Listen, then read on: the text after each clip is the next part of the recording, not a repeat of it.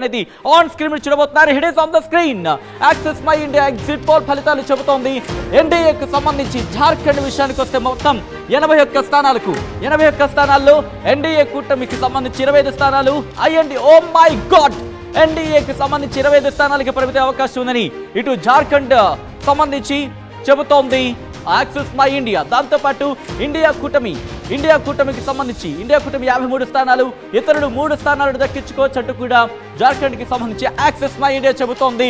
Interesting, ఇంతవరకు కూడా ఇంత ఎడ్జ్ ఇచ్చిన సందర్భం లేదనే చెప్పుకోవాలి. ఒక్కవైపు ఇచ్చేసింది, బిగ్గెస్ట్ షాక్ అనే చెప్పుకోవాలి. ఎందుకంటే ఇంతవరకు కూడా ఎక్కడ కూడా ఎవరు ఇవ్వలేదు. ఇది కాంగ్రెస్ కి సంబంధించి మాత్రం బిగ్గెస్ట్ క్రాకింగ్ న్యూస్ అనేది చెప్పుకోవాలి. ఎందుకంటే ఇంతవరకు ఎక్కడ కూడా అటువంటి మెజారిటీ లేదు. రైట్, ఎస్ ఒకసారి పుష్పలీల గారి దగ్గరికి వెళ్ళే ప్రయత్నం చేద్దాం. పుష్పలీల గారు, మీ ముఖంలో చిరునవ్వు కనిపిస్తోంది, కారణం తెలుసుకోవచ్చా?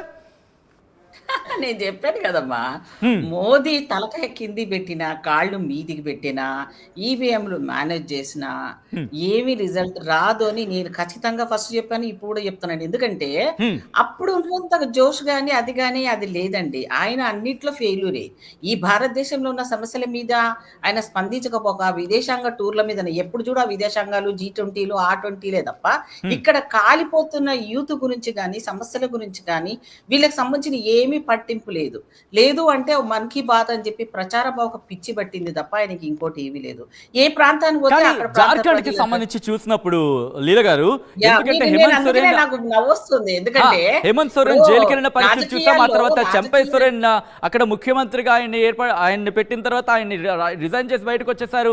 ఆయనే ఇన్ని ఆరోపణలు గుప్పించారు హేమంత్ సోరెన్ మీద. అయినప్పటికీ కూడా ఇటు కాంగ్రెస్ కి అక్కడ అధికారం దక్కచట్టుగా ఎగ్జిట్ పోల్ ఫలితాలు చెప్పడం, మీరు ఎలా చూస్తారు దీన్ని?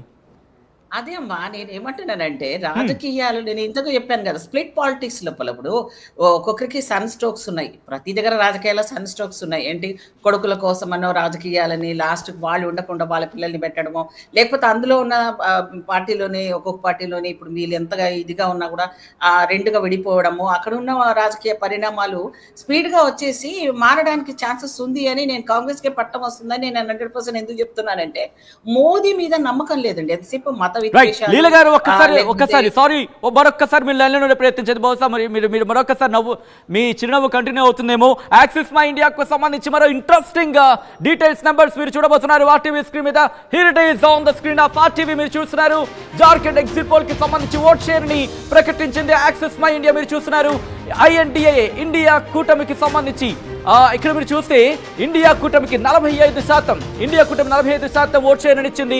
ఎన్డీఏకు సంబంధించి 37% ఇచ్చింది. దాంతోపాటు JLKM కి సంబంధించి 8%, ఇతరులకి 10% ఇచ్చిన పరిస్థితి.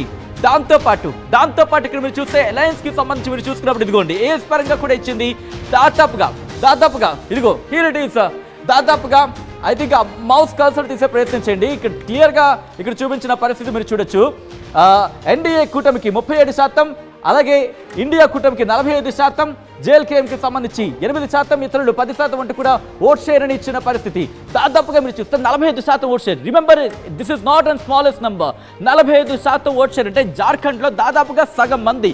ఒక్కసారి ఇదిగో ఇండియాకి మీరు చూస్తున్నారు 37%. ఒక్కసారి ఎస్ హియర్ ఇట్ ఈస్ 37%.